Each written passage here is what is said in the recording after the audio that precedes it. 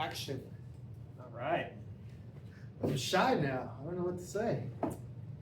Well, ladies and gentlemen, welcome to the first ever Not So Perfect podcast with your hosts, Matt Chinn and Gerardo Cornejo. I'm Gerardo Cornejo, broker of the Cornejo Group with eXp Realty. Yep. So, how did we get together? Where does it go back? How far? Jeff City, the good old Jeff City days back in the Yep. So mid 2000s. that's right. And Gerardo got to see me going through a lot of different stages of my life. And then he was the little angel that got me back into doing what I love to do, which is downtown fitness. So Gerardo came to me with a proposition. He said, hey, I know you got the gym that hasn't been open since COVID. I think I got a spot. And I was at that time in my life itching to get back to doing what I love to do, which is fitness. So for me, I was looking for the right spot, the perfect spot, and just with my financial situation, it was one of those things that's going to start small, and this guy here had the solution because Give him a garage. His brain never stops. He's always thinking. It turned out to be one of the better decisions that we'd ever made. So one of the easiest phone calls to make is Matt answers. Yeah, and it's worked out. We started 2021. December 2021 is when the building was purchased, and then went all in 2022, and we are almost 3 years. Wow. Yeah. So October 2022 is when I officially opened. And it's been great ever since. I got a great landlord. The best landlord anybody. Business partners. Well, he's also my go-to whenever I need to talk, or vice versa. Vice versa. So what are we doing here, man? What are we doing here today? Today we're gonna start off just by talking a little bit about how both of us, regardless of what it may look like on camera, are not so perfect. Not so perfect. So the goal is to hopefully relate to everybody that's listening, that's watching.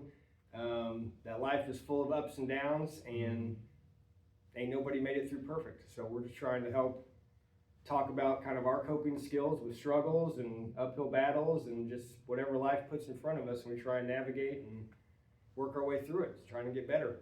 And this is just kind of how we walked into, like, hey, Matt, let's just start recording our man-to-man conversations. We're usually the last ones in the building. Yeah, and that's when we finally get to catch up. That's the fun part of my week. Usually one day a week, it seems like I'll be here late and Gerardo will be here late, and I'll have something on my mind, or maybe he'll have something on his mind, or we just do a weekly check-in. Just, how we doing, boss? Good. All right, what's bothering you? What's struggling you with? And we just talk through it. Just those simple conversations, whether it be 10 minutes, 15 minutes, 20, 30 minutes, those refill my cup every day, because it's just that daily reminder that even though I've got problems, and this guy looks like he's never got problems because he's always calm, cool, collective, we've all got them. So by working through it, by having that network of people you can talk to and just be open and honest with, I feel like that's the biggest thing that we struggle with today, is just being honest with either ourselves or just the people we're surrounded by, whether it's loved ones or coworkers or whatever the situation might be. So for me, it was important for me to learn how to be honest with myself. And once I got to be honest with myself, super easy to be honest with other people. But yourself is generally the hardest one to get over that hump. So Gerardo's helped me do that. He's gotten to see me kind of grow as a person. June 18th this past year of 2024 was 5 years sober for me. So it's been a long, tough road. Yeah, thank you. I appreciate that. How tough is it actually? Because, I have friends that post that, 13 years sober, 5 years sober, 3 years sober. Yeah. How? So for me, the milestones early on, the first month coin that I got for being sober for 30 days, that was huge, because I couldn't go a day. So 30 of those back-to-back consecutive days is wild. And then you get to the 2 months, and then you hit 6 months, and you hit the years, and then, it gets, I won't say it gets easier every day, but you take the tools that you learn from, for me personally, it was from treatment facility that I went to up in Boonville, and then the AA meetings I've been to since, and those are all great, but honestly, it's the people that make up those places that... You haven't done it alone. No, Well, here's the deal. I tried it alone for a long time, and all I got was DWI after DWI after DWI after DWI. So much to the point where I was looking, after my last one, my fourth DWI, I was looking at 5 years in jail, a felony on my record forever. You know, so yeah, I was at the bottom of the barrel, and you know, of all places to hit the bottom of the barrel, my epiphany happened in the drunk tank, 24-hour hold, you know, to sober up and before they'll release you. And I was in there for probably 18 hours. You don't know because you don't have a clock, so I'm guessing about 18 hours. This was in Jeff City, your hometown. Cole County Sheriff's Department, yep.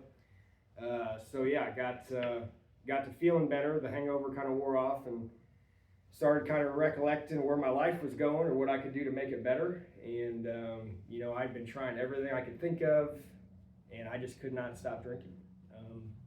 You know, so for me, I had to have an honest conversation with my higher power, one that I had not had an honest conversation with in a really long time. Because previously, up until that point, it was, dear God, get me out of this DWI, and I promise I'll never do it again. You know, so clearly I showed time after time I wasn't holding my end of the bargain up. So instead of asking for stuff that I wasn't going to follow through with, I had to be honest with myself and my higher power and just say, I need help, and I don't know what else to do. So both literally and figuratively, I need you to take the wheel.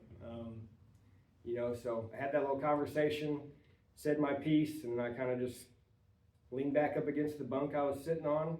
And about that time, I looked up, and I saw something scratched on the top bunk above me. And I leaned forward, and it said, "Everything happens for a reason. God is with you." And for me, that was the sign that I'd always wanted from my higher power that I'd never gotten up until that point. So the ironic point is, I didn't ask him this time for a sign. I didn't ask him for, show me that you're real, show me that you care, show me that you haven't forgotten about me. Because that's where I was whenever I got there. You know, so just that little scratch on the bunk was what changed my life forever. You know, and at that moment, the cravings, the desires, the obsession about just thinking about alcohol all day long, nonstop, 24/7, was gone. So from that point forward, things just got better, you know. Now it wasn't easy, and I didn't do it perfectly. That story amazes me because I've known you for that long. The whole city, a lot of the city knows you. But we saw a strong guy, a wrestler, a fighter, to not have power over that, and to really know that it's beyond. Yeah. You, and then to see you, I never would think that you'd be at your fourth DUI, and how dangerous that is. Yeah, well, and that was kind of the turning point for me. You know, all the other ones, I'd wrecked vehicles, my own personal stuff. So I was harming myself and not others. So for that point, I thought that was justifiable in some weird way. But the last time, I told Gerardo this the other day in one of our small talks that we have. You know, my last time I drank, I woke up in front of my house in a blackout. Had no idea how I got there. I was sitting in the driver's seat. My truck was mashed up in the front. Airbags had deployed, and my truck was it wouldn't start, nothing. And I had no idea how that happened or how I even got to that point. And for me, that was beyond scary because at this point, I'm not harming just myself. I may have hit somebody else. I had no idea. You know, so when I came to in front of my house, like I got out of the truck and just looked at it. And about that time, I heard the sirens in the background, so I knew, you know, well, here we go. You did it again. Congratulations. So I remember after I got out, my dad came and picked me up, and we went by my house just to grab a bag of some clothes. And he's like, "What did you hit?" And I'm like, "I don't know." So we retraced my steps, and as I'm turning into my neighborhood, there's this house on the corner, and there's a huge rock right in front of it. And yeah, it turns out that's what I hit. I hit that rock whenever I was turning into my neighborhood, and had that rock not been there, you know, it was around 5 o'clock when I got home. Those neighbors may have been cooking dinner, and my truck may have ended up in their living room, their kitchen, their dining room. 5 p.m. Oh yeah. I thought it was like 5 a.m. Mm-mm. Okay. No sir. Yeah. So that rock saved my life and potentially saved somebody else's life. But for me, that was the point where, everything came full speed ahead where I need to change what I'm doing because I'm out of control. And not just out of control to myself, but what I found was everything I was putting my family through, everything I was putting my friends through, alienating people, just. Because family tried to help, right? Yeah, so after we found out what I hit, and then my dad let me go pack a bag at my house, we went out to the farm, my parents' farm where they live, and they sat me down at the kitchen table and said, Matthew, we got two choices here. One, we can take you to treatment up in Boonville and get the help that you need. We can try and get this process started, and we got your full support. Or if not, that's fine too, but we're done. And by done, that means you're not going to see us. You're not going to be at Christmases, holidays. You're not going to see your brother, your nephews. We just can't watch you slowly killing yourself one day at a time. And the other part to go along with that was that last DWI I got, that was on Father's Day. So I got to call my dad at whatever time I was going in and let him know that, happy Father's Day, your son just got his 4th DWI. So there was a lot of, I was just out of control. I was reckless. I was powerless over my actions and everything I was doing, How's your relationship with your dad now? It's great. Better than it's ever been. I remember whenever they sat me down at the table and told me those options, my mom's always taken the compassionate side, we're here for you, we just want you to get better and this and that. And my dad kind of interrupted, like, Matthew, you're going to prison, man. Like, you understand that? You're going to spend 5 years in prison. And I think the moment my dad kind of understood where I was at that time, I just looked at him straight in the face and I said, well, maybe that's where I need to be. I had tried everything. I had exhausted every other attempt at trying to quit drinking, curb the drinking, don't drink this, try and drink that, only have, all the things that people that are alcoholics try, and it's funny too, because at meetings and stuff like that I go to, everybody that comes in that's fairly new, they've all tried it, so it's just wild how people with that disease tend to always do those same mistakes. Now, it might not always be the same way of getting to where we got, but everybody usually checks a lot of the same boxes. So, and 5 years later, you're still going to these meetings. Oh yeah, I was at one this morning. Yeah, first thing, 7:30 a.m. Great way to start the day. Kind of gives you an intention for the day, because every day we do readings about different aspects. And today was great because I got to witness a 44-year sobriety birthday, a 22-year sobriety birthday, and then a 2-month sobriety birthday. That's huge. So for me, being 5 years, I can relate to that 2-month guy because I was there, and it's good to hear those stories from those people because it reminds me of where I was and what I've done and all the things I've done to that point to get where I am now.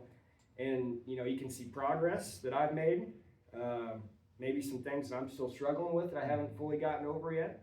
But there's just a lot of things and similarities to people that I feel like as an alcoholic, it's good to hear these people that are new in the program because it kind of refuels your battery, recharges that battery there's still people out there, that have been where you are. Then I got to hear the 22-year person and the 44-year person, and hopefully someday, God willing, I'm able to get one of those coins too. But, that keeps me driving towards that mountain, trying to get better every day. And you're going to look like this in 44 years too. Well, so there's a guy here in town. He's one of my guy I went to high school's dad, and I used to train him before I got here over at Wilson's Fitness. He told me, because this is whenever I'm in my 20s, and he's like, you just wait till you turn 40. You're gonna be fat at 42, just like me. So we made a $1,000 bet 15 years ago. So I told him as soon as like the last couple months come, checking twice before I cross the street downtown just to make sure he's not trying to take me out. But yeah, so for me, like, just going through that process, and we've talked about a lot, just about how to keep control of your life, and whether it be with alcohol or drugs, or maybe you're obsessed with just work or money or material things, whatever it is. It's the important thing is always to remember, it starts with you. If you're not happy with yourself, how happy are those surrounding you going to be? Are you giving them the best opportunity to see the best version of yourself? And that's, for me, and actually I'll say this too, at that meeting this morning, I did hear somebody say something that was really kind of neat. And this was a 22-year guy, sober. He said, whenever, I look back on the years, the sobriety years and years, said, is it hard making it 22 years? And he said, the years aren't hard, the days are. So when you look at the 1 year to the year 2 to year 3 to year 4, looking back, hindsight, it wasn't bad. But were there days in between there where, boy, it seemed like the world was just collapsing? Absolutely. And I think that's the important thing is, the years are great, but for right now, I've got 24 hours today that God gave me to be my best version of myself. And that's my mentality each and every day. Yeah, better than yesterday. Be the greatest. It's always Matt is our daily reminder. And Matt does bring the best out of us too. And it's, I'm again, if the way we came up with these conversations, like, hey man, we're not perfect. I struggle too. I struggle with that. I have friends struggling with this. How can I help them? So really talking to you and with what you've gone through has really helped on helping others, helping my friends, or just beginning that conversation. Absolutely. Who's in power here, right? And the biggest thing you helped me out with is just diagnose. Yeah. Treat him as if a doctor were to diagnose him. Yeah. And where are you at? Where are you at with this? It's very interesting hearing it from where, especially with your experience. Well, and so it was interesting for me too, because growing up, I was never going to be one of those guys that was an alcoholic. I was never going to be that guy at the bar that was just a fall down drunk all the time, or someone that ruined his life, or this and that, and next thing you know, fast forward to wherever, and I'd become exactly what I said I would never become. Have you gone back to bartending since? So I got sober, and then after I got sober, I was managing at the restaurant, Madison's Cafe. Yeah. So once I got back there, I was the front of house manager, but also, bartending and just basically doing a little bit of everything. So for me, whenever I first got back out of rehab and back at work, I told my boss, or I asked my boss, because he was kind enough to keep me around. He didn't have any business to do that, but he did. So that was great. I was grateful for that because it gave me my purpose of having daily duties, having stuff to occupy my free time, because, now I'm changing my people, places, and things. So without a license, without a vehicle, without transportation, that's pretty lonely. When you think about how you get places and where you need to go, or if somebody wants to hang out, like, I had to humble myself from the very beginning and just be like, that sounds great, man. As a 35-year-old, you didn't come pick me up. You can come give me a ride. Like, that was so humbling for me, because I'm a grown man. I got to ask these random strangers for rides, and to get to meetings, my first 2 years of meetings, I had to ask somebody for a ride and pick me up and take me home or drop me off at work every day. And as a grown adult, as a grown man, that's a hard thing to do, But that's because I'm prideful, which is, pride. I was at 35. Yeah, like I wasn't a spring chicken. We had a quote at our meeting this morning. It said, "Some men wake up at 30." I think mine is 40. Yeah. According to my wife, she knows. But at 40, but our 20s, we get to mess up as much as possible. Yeah. 30s, all right, where are we going with this life? Yeah. But that's humongous turnaround. Yeah, it's. And I'm sure you're proud of yourself, and which I am. That's probably of all the things, that I've done since I got sober and made that decision, was, I find that I've realized why I have the symptoms that I do and the obsessive things that I do, compulsive things. For me, like, I can forgive anybody.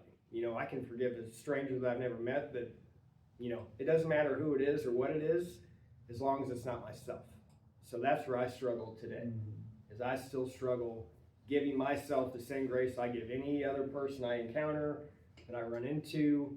So nowadays, that's probably my biggest daily struggle, is just self-worth, self-love, but for good reason. I remember I was at rehab, and one of the counselors brought up the topic in our small group session, self-love, self-care.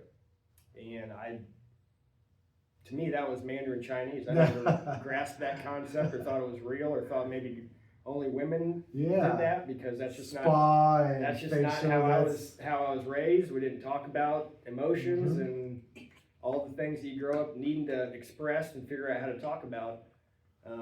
You know, so obviously that's why I still struggle. I've only been working at it for about 5 years, you know.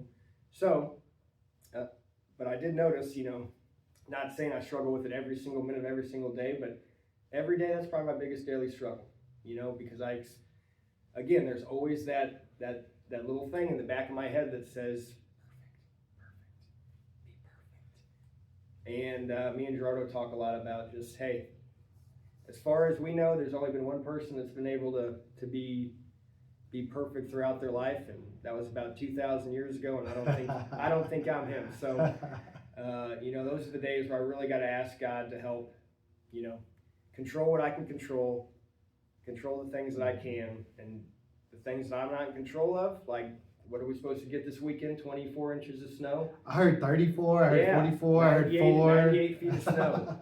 You know, so my parents call, oh my gosh, are you hearing the snow, the weather, blah, blah, blah. And I'm like, yeah, you know, it's like, well, what do you think? It's like, well, I can't control any bit of it. So if it's coming, it's coming. Hopefully I'm there by Sunday. You know, if you need to, go to the store, get your groceries now, because it's only going to get worse. But yeah, control what you can. And if you're not. Yeah, with pursuit of perfection, I mean, in everything. We want to be perfect for our parents. Yeah. We put the pressure to our kids to be perfect at school, at work and business and investing, whatever it is. There's a fine line. You know, there's that thing about balance, you know, are you spending too much time at work and not enough time with your family? Or are you spending too much time with your family and not enough time at work? And that's a hard thing to juggle, is balance. You know, we talk about it pretty much every week, like with work and with whatever extracurriculars we got going. And I texted Matt a quote this morning: "Don't become perfect because you'll relate to nobody." That's right. How boring would that be? Don't if you're perfect, you're probably not watching this. We apologize, but we're here to discuss what is it?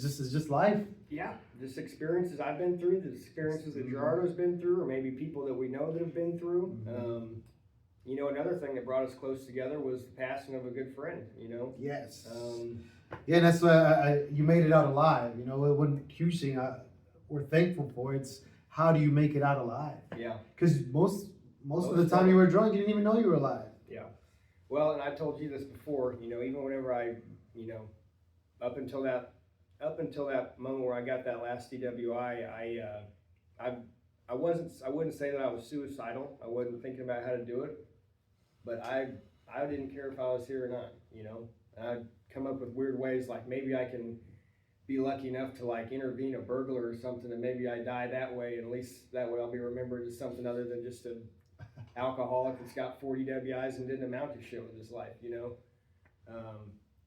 So, and we know people that have, you know, have been down that route and didn't make it out the other end, you know, and that's the thing that other people don't realize, is that whether it be alcohol or drugs or just whatever it is, or just mental health in general, you know, it's one of those things that you got to really look at it from the standpoint of the person that's going through it. And that's a very difficult thing to do if you're not alcoholic, if you're not, you know, an addict, if you're not having mental health issues or suicidal ideations, you know. But the important thing about it is to, you know, just keep that foxhole you have tight, you know, keep those people that you can talk to. And if you're having struggles, you got to be able to open up and talk to somebody, because the conversation you have in between your ears, that person is crazy. That's not therapy, because trust me, this person's nuts. Trying to reprogram how I think, I realized real early on just how crazy I was, you know, especially in early sobriety. Just, you know, I don't have my crutch that I always fell back on, you know. But yeah, I like how you talked about, you know, just if you're perfect, who are you going to relate with, you know? So for me, like that step to get sober, stay sober, be better than yesterday, like all those things are right now. I'm just trying to make up for lost time, you know. But I'm grateful enough that I had another chance. God gave me another day. You know, he put that rock in front of that house before I hit that hit that deal with my last accident. So I mean, it's just one of those things that with alcohol, like you said, look at it as somebody that's sick. You know, so somebody that's got cancer, someone that's got heart disease, whatever it might be. You know, there's a treatment and a treatment plan for those people. You know, and alcoholism being a disease, it works the same way. You have to treat the symptoms and not, you know, boy, that guy stole from who? Like, oh my goodness. It's like anyone that's in that place in their life, they're not doing it from a good place or good headspace, a good place of mind. You know, so you gotta approach it as someone that's sick, not someone that's bad, not someone that's deliberately bad. Because a lot of the people that are in the program that you know, I get to hear from them, did a lot of bad shit. I mean, some terrible stuff, you know. Or I heard some, you know, how could some of these girls at a rehab, like, how could they go down this route? They're just gorgeous people and so nice and this and that. And then you find out that they've been abused by an uncle or by a dad or by a step, you know, from age 6, age 7. It's like, oh my gosh, like I thought I had it terrible, you know, and compared to that, my life's been great. You know, so it's just that journey of life where we all start from different places, but yet some people end up in the same AA halls or in the same NA halls or the same different groups of people that struggle. And even speaking of the last 5 years now, are those classes growing in size? Is there more older people asking for help, showing up? So you got to think about this. So whenever I got sober, it was right during COVID. Yeah. So there were times where they wanted to shut down the AA halls because they weren't essential. How you describe that or define that, those are life-changing programs. So the fact that we had to do that, you know, we kept everything within the guidelines of what was being asked and handed down to us. But there were a lot of people during that time that struggled a lot because that's their sanctuary. That's where they get peace. That's where they get some clarity. That's where their people are at. Yeah, you know, and they were doing some online Zooms and stuff, but it's got, you know, for this program, it's being able to touch someone. It's being able to be in front of somebody like we're doing here. That's the connection, you know. And some people can get something out of the Zoom, but a lot of people, you know, if we need to do this, we can. There's nothing better. There's nothing better than being one-on-one, you know, being in a group setting, in person. You know, so we saw a lot of people fall off during that time. And since, you know, everything's kind of rebounded and we're back to kind of where we are now, those numbers have definitely dropped. Good. You know, now is it because people are moving or leaving town or whatever the situation might be, you just don't know. You know, but the people that we have there, you know, those are people I look up to. That's why I like the 7:30 meeting, because the people that go there, I know people, you know, 20 years across the board, you know, at these meetings. And for me, I'm going to follow your advice. I'm going to follow your advice because it's worked for you. Mm-hmm. You know, now will I use absolutely everything? Maybe, maybe not. But if I think I got this figured out and kicked, and you know, that's the thing about this program, is that I'd always look at it as, you know, a tier. Like, well, all right, well, if I get to step 12, I'm done, right? We're all done.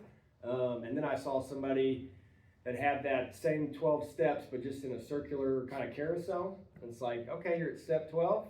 Guess what's next? You go back to 1. Yeah. You know, so for me, I needed that because, again, let's be perfect. Let's be the fastest person to ever get through these steps, and let's be the this and that. So whenever I saw that and kind of was able to conceptualize that in that manner, it made my life a lot easier to manage because I didn't have to be perfect in everything I did all day, every day. You know what I mean? So, yeah, it was an important step for me, and just something just listing steps out 1 to 12 compared to 1 to 12. You know, so for me it was like, oh, this isn't I don't ever graduate. You know, just a roller coaster. I graduate whenever I take my last breath. You know what I mean? So that is, for me, that gave me peace of mind. Yeah. Like, okay, well, this crazy thought that I've had that perfect is something that I can attain and reach, and, you know, it's not something that you need to focus on, because every day you got 24 hours. You don't know if you're going to get tomorrow, so make the best out of this one. No, and I've also, the way I dealt with alcohol, I would not be able to sleep. I hated drinking. My parents didn't drink growing up, so my mom would ask us for permission to drink. she would get seafood on Sundays and say, "Hey, is it okay if I drink a Budweiser?" My mom would drink Bud Heavy, you There know, you go. in the California days. Full flavor. Yeah, full flavor Full with flavor. the seafood, but she would ask us for permission. And then again, coming out to Missouri, everything was completely changed. Nothing against Missouri, it's just a different lifestyle. But started my business life with it, and it was just no sleep. So I didn't like being drunk, so I just drank to black out so I could sleep, and I wouldn't know how I got home or where I would wake up. Yeah. You know, so that was struggled with it too. But then again, getting closer with my dad, and just really after having children, you know, they see it all. They see everything, and they pay attention to it all. So once in a while, I had champagne for New Year's. I'll have bourbon once in a while or tequila. I haven't completely cut it out and say no. I haven't had to, right? Yeah. I think. But I enjoy it. I hang around great people that enjoy it also. We like to, it's just a cool community, but again, it's not, what's the word I'm looking for? It's not going too deep into, I'm not attacking it. I'm not, It's not something that's controlling your every life, every abusing decision, it. I'm not abusing it. Abusing it. Yeah. I'm not abusing it. But again, I've had people like you, my wife, my family, that just help me just keep it as simple as possible, which is the toughest part. Yeah. Yeah, I always have people all the time. They're like, "Man, what do you eat every day? What should I do with this diet? What should I do? You know, what do you think I should do?" And it's like, you know, I know my tendencies. Like if I have Oreos in my house, I'm not going to eat 2 at a time. I'm not going to eat 3 at a time. I'm not going to eat a row at a time. If I buy those, they will be gone the same day because I have no self-control. So what do? I don't have that stuff in my house because I know how I am. So yeah, keep it simple, stupid is what I tell myself every day because I'm not a gourmet chef. I don't intend to be a gourmet chef. So I keep my meals very simple.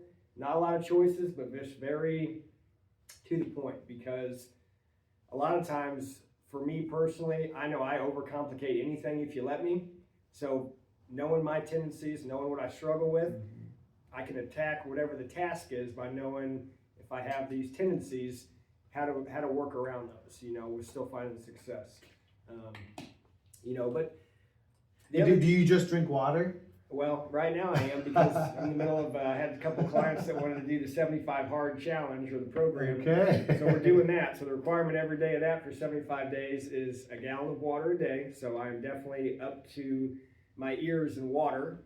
You know, so for me right now, it's just water, coffee. I might have an energy drink here and there, but with that much water, it's something you got to stay very disciplined with because last thing we're going to be doing is having to drink 2 bottles of water at 11 o'clock at night to try and get your water in, because then you're going to be up every 2 hours peeing. You know, so you have a couple of accountability partners. Yeah.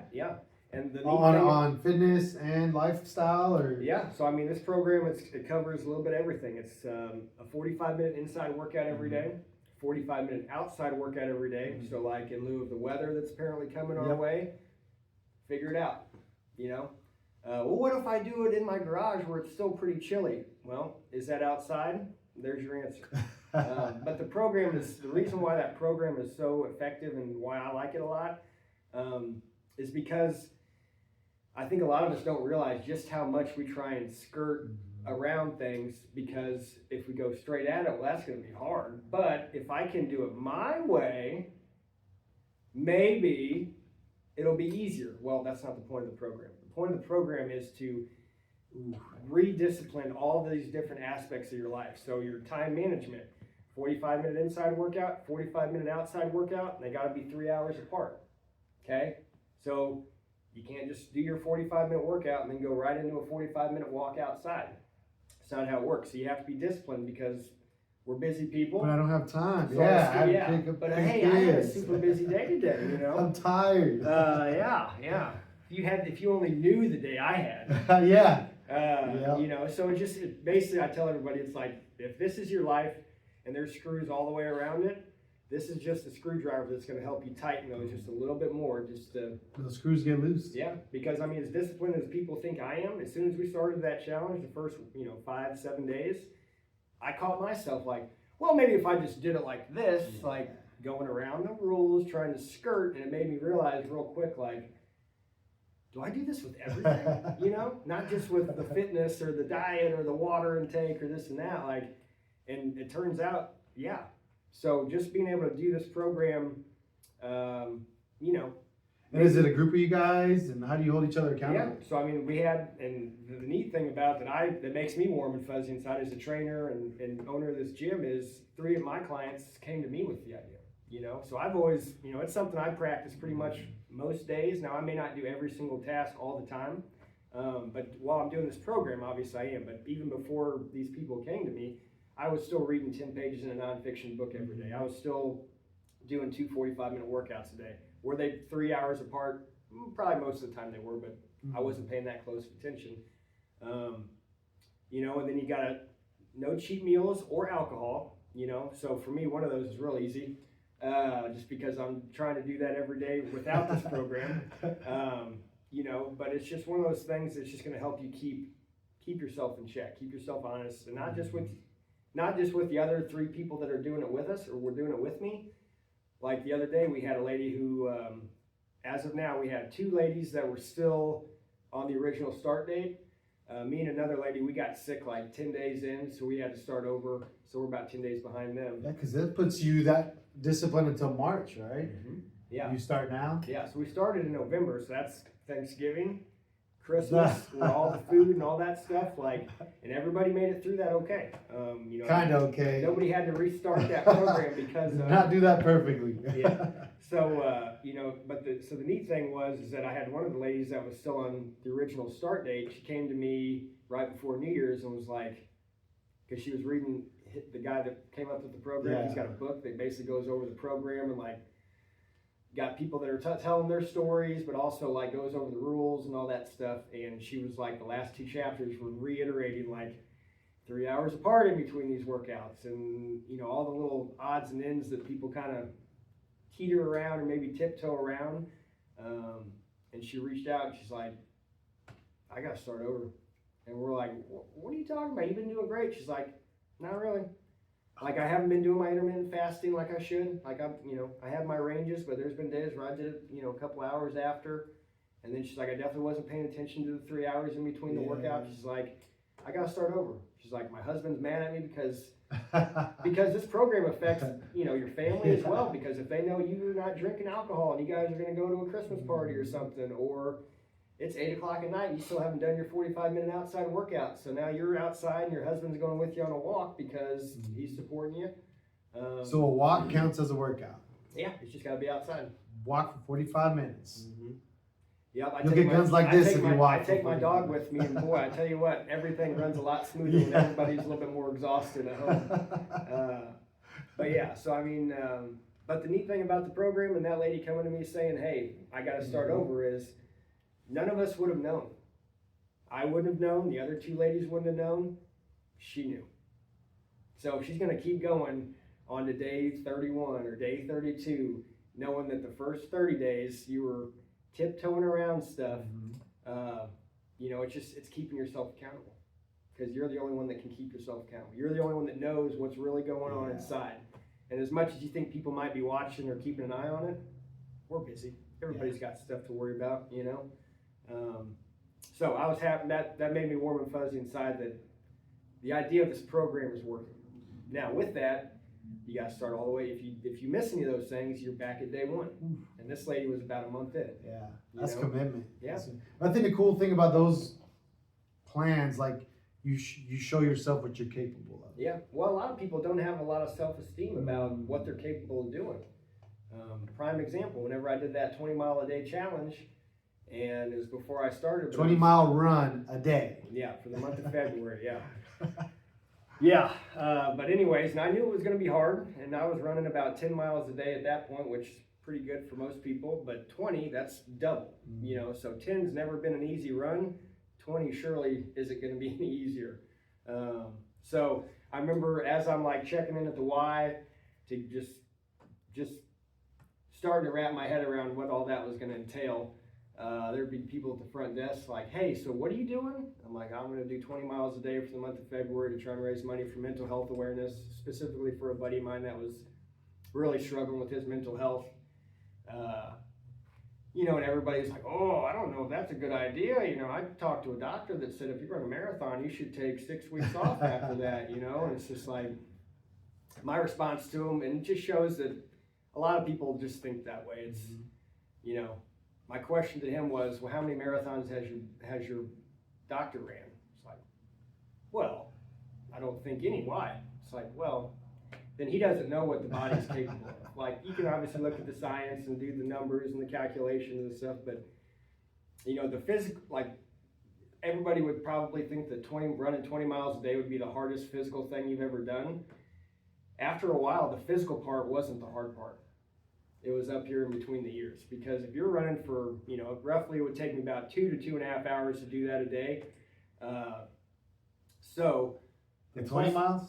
Yeah. So plus I was working full time, so I wasn't taking vacation. Like this wasn't just a month for me just to run 20 miles a day. It was fit it in, you know, get it in where you can fit it in.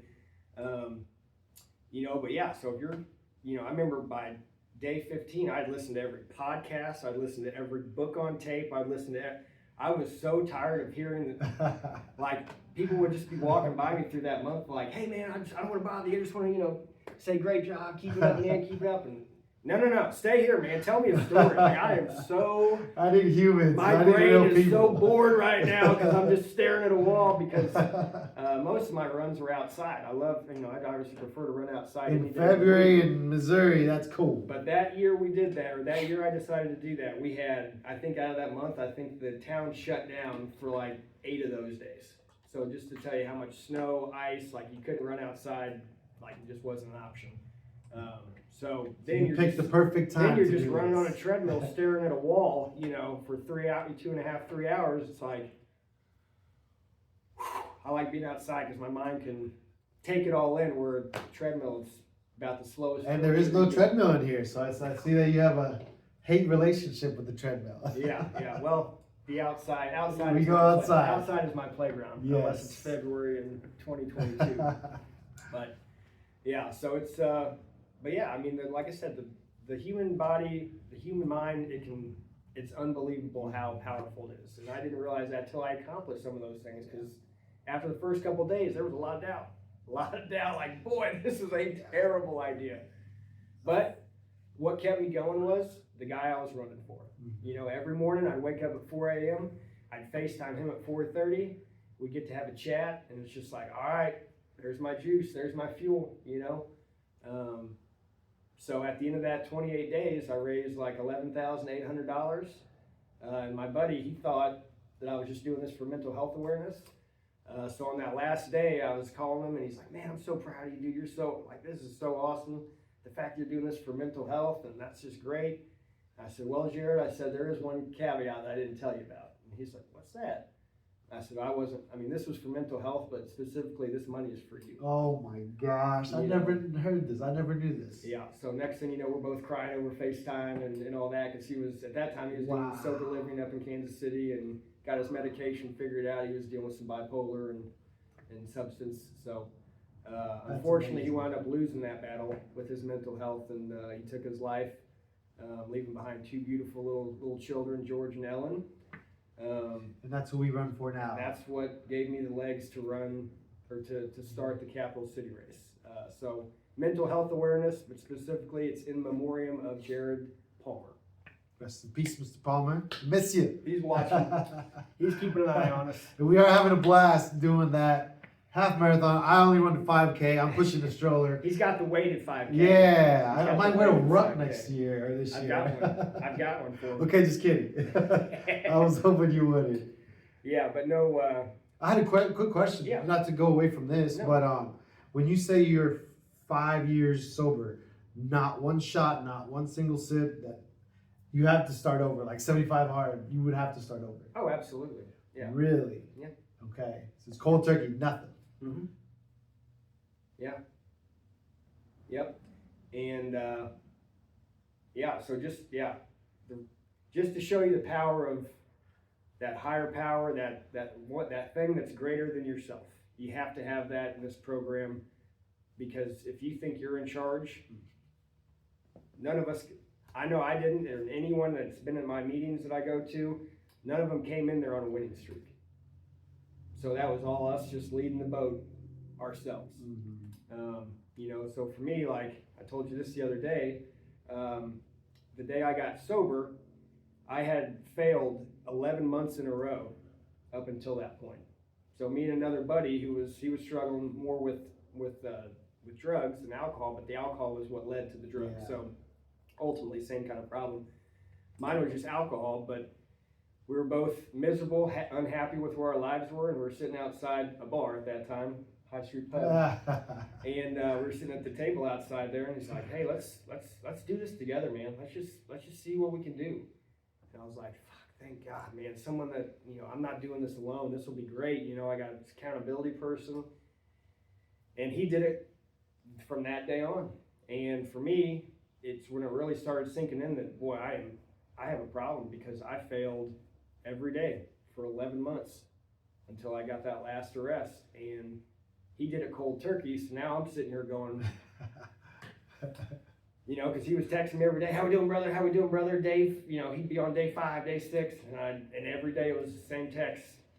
"I'll be trying it again tomorrow. I'll be trying it again tomorrow." Boy, after a while, that is just like taking a bamboo stick to the shins every single day. And I was so beat down by the end, I didn't know what I was, besides a loser, a failure, a piece of shit, you name it. That was my everyday thought, But to have that thought from the moment you wake up, today I'm not gonna drink, today I'm not gonna drink, I'm not gonna drink, I'm not gonna drink, I'm not gonna drink. And then somewhere along that route, you wake up, you're hungover, your vehicle might be totaled, you may have ran into something, or maybe your vehicle's not in the garage. Then where is it, And I was doing whatever I could. I'd punish myself and run from my house 5 miles to downtown to find my vehicle. Like, no, you want to keep doing what you're doing, go ahead. You're going to run your ass downtown, come get your vehicle. Hopefully your breathalyzer works, because you're still hungover probably. So then you ran all the way down here and you can't start your car. Like that was my daily, that was not just once in a while, that was every single day for 11 months. And so then that last accident happened, had that conversation with my higher power, and here we are. And I think there's a lot of freedom in knowing you're not in charge. Oh man. Like you're kind of in charge, but you have no idea. It is an no epiphany when that sinks in, when you're just like, you know what? If I can decide if I need to go left or right, I'll make that decision. If it's something I'm not in control of, I don't have to worry about it, and I can let my higher power do it. And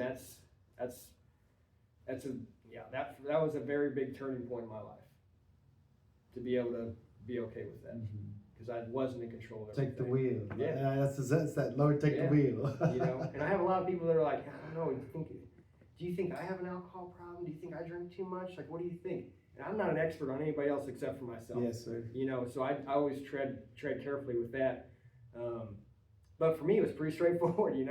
I got 40 WIs. I'm going to prison for 5 years. I'm going to be a lifetime felon. Like, it was pretty clear that mine was. But what's neat about it is, I know people that never had a single DWI that were just miserable. And it doesn't have to be that way if you don't want. But it's not. It's the hardest thing I've ever done, but the most worth it thing I've ever done in my life. And that's with running 20 miles a day for 28 days. That's with putting the Capital City race together. That's with, running 4 marathons in 4 consecutive days with Jamal Tatum whenever I was a year sober. Like, shit that I didn't think was possible physically, mentally, as a human we could do, and you can't. You just have to. And that's why you're such massive, huge inspiration, because you show us that every day. Your signs are here. Yeah. You're on cover of magazines. Yeah. You're on posters that are hung up around this building. A lot of inspiration here, but it's huge, and thank you for sharing that. I come to you with those questions because I'm lost too. I have no idea, and there's other people I want to help. I wish I could have helped. Yeah. Another one of our good friends, Chris Wood. I wish we could have had that one more conversation of, you're not in charge, let it go. I don't know what it would have been like. I don't know. Well, and that's the thing. You don't know, and a lot of people don't understand. I can just speak from my experience. Was, looking back now at how I was thinking, those 11 months where I just failed over and over and over again, and just how beat down I was, like stuff that I would have thought was crazy and that I think is crazy to think about now. those were everyday thoughts that I was having. So you tell yourself every day, like, maybe this world would be better if I wasn't here. Like, Start believing. maybe you say that day one, and then 11 months later, maybe you're still saying that. And boy, that sounds like a good idea, because man, I'm not going to make my family doesn't have to worry about me anymore. They don't have to be up all night wondering where I'm at, if I'm going to be in the hospital, if I'm in jail, you know. And over time, that starts sounding like a pretty good idea. You know, does that make sense now? No, but if you lose every single day and you don't see any hope, you know, you're desperate, some of those things start making sense, you know. And it's just, and again, I wasn't doing anything to help my situation. I was hanging around nothing but bar rats. I was surrounding myself with people that were toxic, that were, you know, poison to my brain, to my being, my morals, my values, like, but I didn't want to drink alone, so yeah, I can hang out. I can tolerate. I remember growing up, birds of a feather. The apple doesn't fall too far from the tree. Yeah. All those things, but what do we know? Well, and you know, when you do that, you got to change your people, places, and things. So now I'm completely uprooting my life with what I was used to and doing things that I wasn't used to doing. And at first, that's weird, and it's hard, and it's not fun, and it's lonely. You know, but just the fact that you're not in this alone is the biggest thing, you know. And that's why those meetings every day, whenever I first got sober, I was doing 3 meetings a day. And then after a while, I was able to do 2 meetings a day. And then, you know, if I can get to 1, 2, or 3 times a week now, that's great. You know, but you learn tools. Instead of using alcohol as that crutch, you learn tools that are better equipped for a successful, healthy life. You know, so for me, exercise is a big portion of that. You know, I never got any clarity in my brain or quietness in my brain until I got done running those 10 miles a day. You know, that's where I found peace and serenity. Unfortunately, that's what it took to get out of your head. I wish it was only like 3 or 4 miles to get there, but it's not. Woo! But for me, I just need hard, extreme exercise to quiet my wild brain down. You know, so the best part about that is I don't have to say, well, why God me and not Gerardo? Why God me and not Billy? It doesn't matter.